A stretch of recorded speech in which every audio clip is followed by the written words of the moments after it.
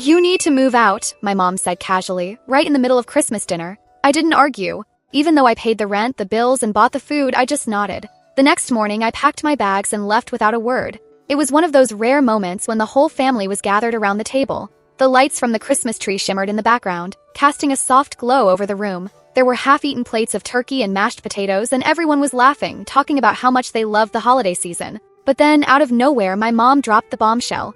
I froze, my fork halfway to my mouth, unsure if I had heard her correctly. My father, who had been in a jolly mood moments before, looked up at her, frowning. My younger brother, sitting next to me, didn't even seem to notice. He was too busy scrolling on his phone to hear the tension that had suddenly filled the air.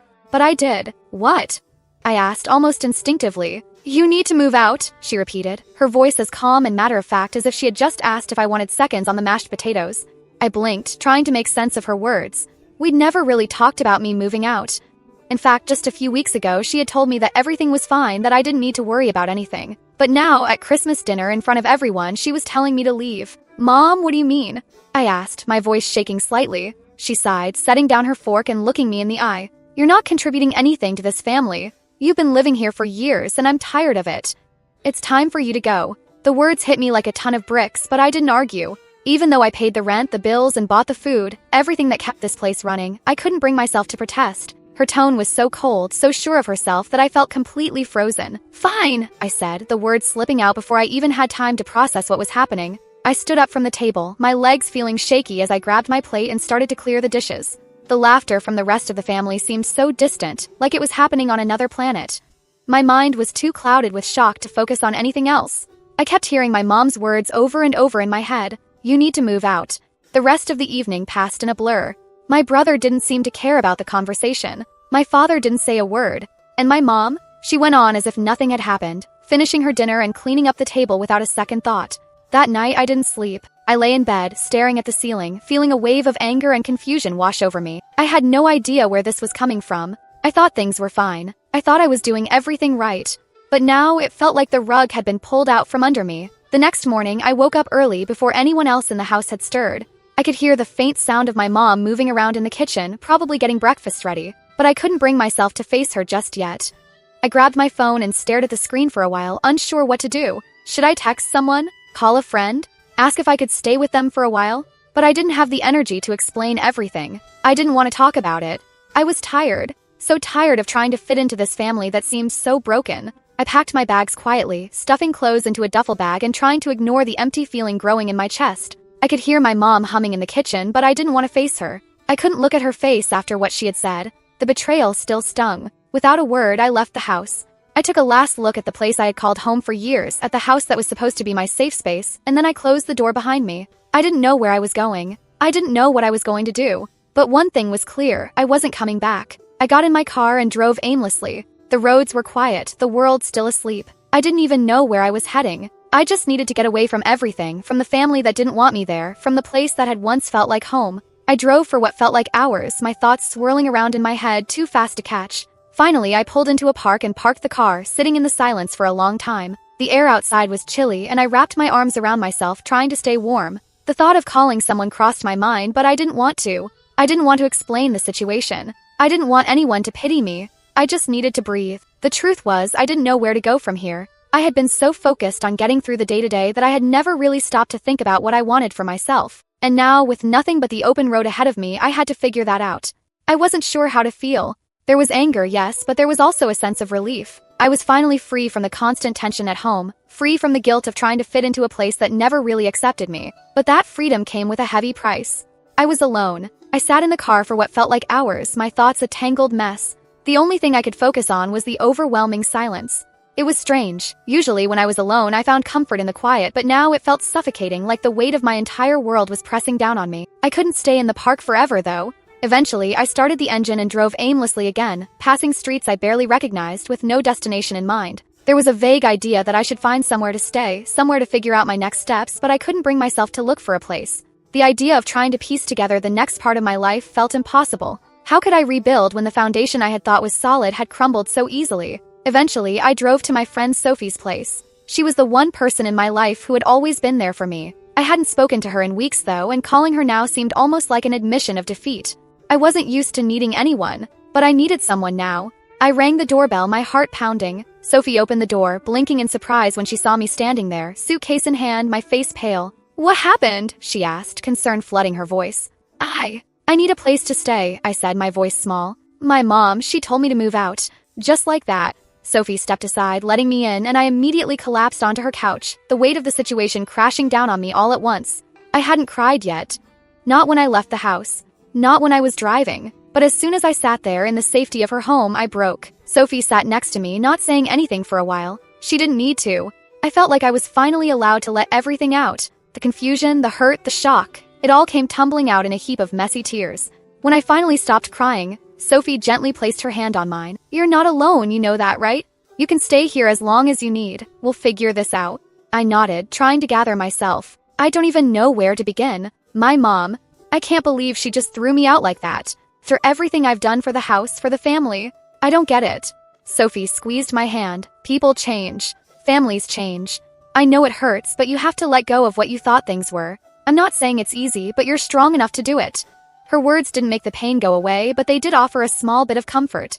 It was going to be hard to rebuild, to figure out what my next step was, but at least I didn't have to do it alone. I had Sophie, and for now that was enough. The next few days passed in a blur. Sophie's place became my temporary sanctuary, and though it wasn't home, it was safe. I kept to myself mostly, trying to process everything that had happened. Every time I thought about going back home, my stomach twisted. I couldn't bring myself to face my mom, not after what she had said. The holiday season was awkward. I saw my family on social media, pictures of my mom and dad looking like they had no idea that anything was wrong. They continued their lives without me, and I tried to do the same. But the ache never went away. The days blended into each other as I settled into Sophie's place, trying to find some semblance of normalcy. I kept busy, finding work here and there, doing what I could to fill the void. But nothing felt right. There was always this lingering emptiness, like a missing piece I couldn't put my finger on. Sophie tried to help, of course, but no matter how much she reassured me, nothing could erase the sting of my mom's words. One afternoon, as I sat at Sophie's kitchen table scrolling through my phone, I saw a message from my mom. My stomach dropped. I hadn't heard from her since Christmas. Text was simple: "We need to talk." I stared at it for a long time, my mind racing. I didn't know if I was ready to face her. Part of me wanted to ignore it completely, to pretend like nothing ever happened. But another part of me, the part that still craved answers, wanted to know why. Why had she done this? What had changed so suddenly? After a few minutes, I decided to respond, even though every part of me was hesitant. "What's there to talk about? You told me to leave, so I did." I hit send, almost immediately regretting it. Felt too cold, too direct. But the words had already been sent, and there was no going back now. I put my phone down and went to the living room to distract myself, but my mind wouldn't stop racing. A few minutes later, my phone buzzed again. I picked it up, holding my breath as I read the message. "I'm sorry. I shouldn't have said it like that. Can we meet?" I stared at the text, my heart pounding in my chest. Could I really do this? Could I meet her after everything that had happened? I felt a knot in my stomach. It wasn't as simple as just forgiving her. I wasn't even sure I was ready to hear her out. But I knew that if I didn't at least give her a chance to explain herself, I would never be able to move on. Maybe I needed closure. Or maybe I needed to hear something I didn't even know I wanted to hear. I typed back, my fingers shaking slightly. "Where?" The response was quick. "How about the park, near where we used to go when you were little?" I stared at the message for a while before deciding to go. Park had always been a place of comfort for me, a place where we used to go for family picnics and lazy afternoons. But it also felt like a place from the past, a place I wasn't sure I could return to now. Till I agreed. "Okay, I'll be there." The drive there felt surreal.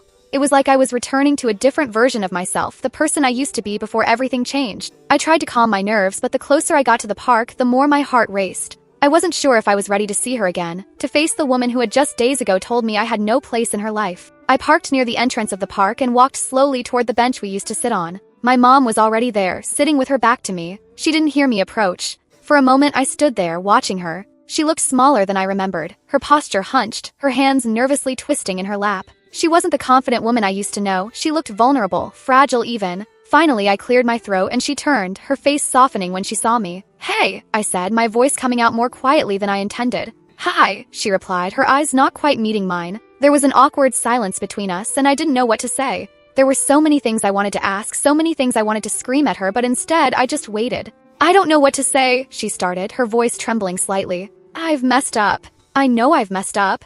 I didn't respond right away. Part of me didn't know if I was ready to hear her side, but I forced myself to stay quiet, to let her speak. "I've been so caught up in everything that's going on in my own life," she continued, her eyes brimming with tears. "I thought I was doing what was best for the family. But I see now. I see now that I hurt you. I never meant to hurt you. I couldn't believe the words were coming from her. After everything that had happened, I didn't expect an apology, especially not one that felt so genuine. I should have never asked you to leave. You were doing everything for this family, and I couldn't even see that. I'm sorry, really. I didn't mean for it to get this far. The anger that had been bubbling up inside me for weeks started to fade, replaced by something more complicated, something that resembled a mixture of hurt and confusion. I didn't know what to say back. I didn't know how to process her apology. Part of me wanted to forgive her, wanted to move past everything and pretend that nothing had ever changed. But the other part of me, the part that had been abandoned and hurt, wasn't sure I could let go of what had happened so easily. I looked at her, feeling an unfamiliar mix of emotions swirling inside me. My mom had apologized, but something deep inside me still struggled with the overwhelming sense of abandonment.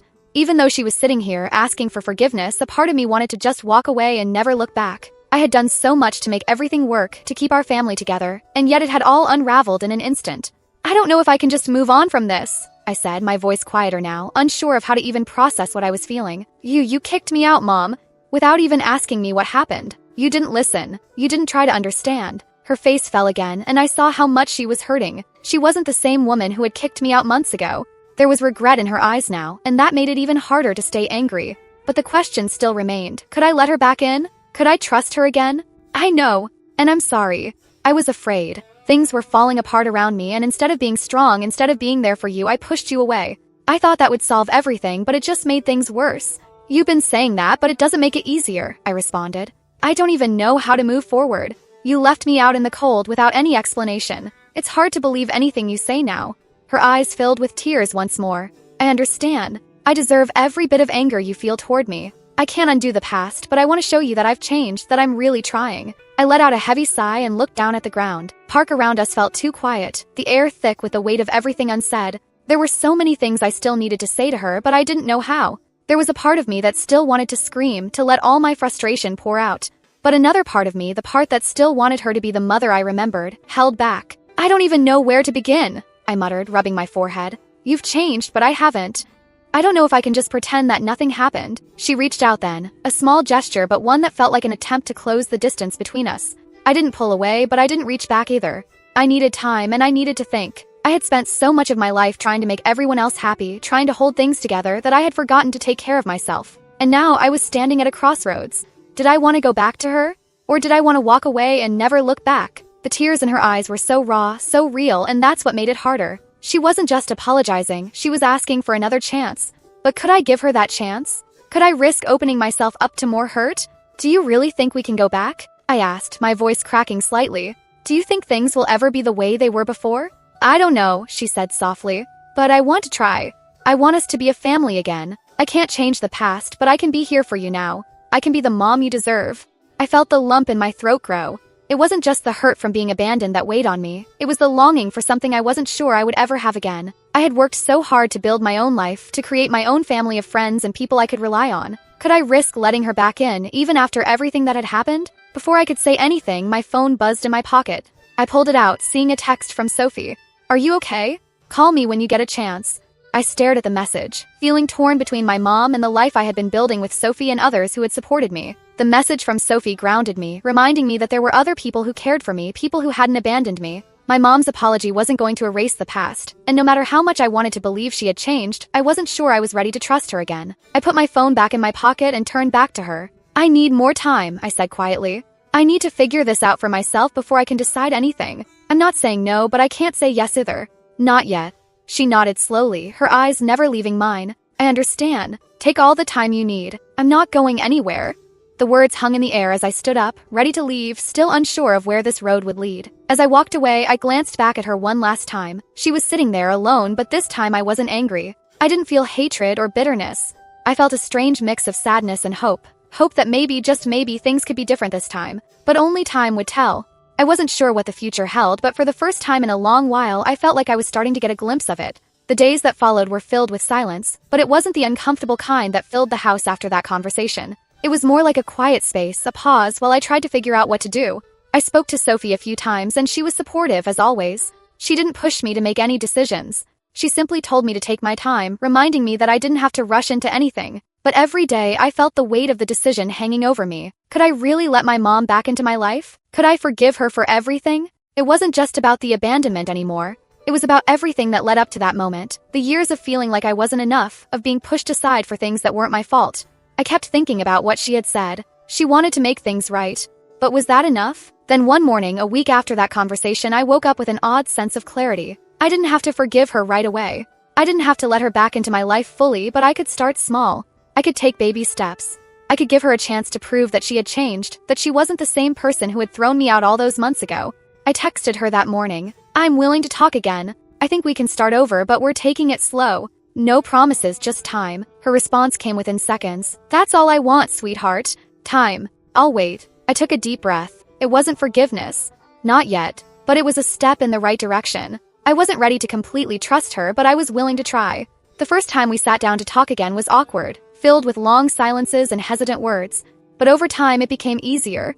We talked more, shared some of the things that had hurt us both over the years.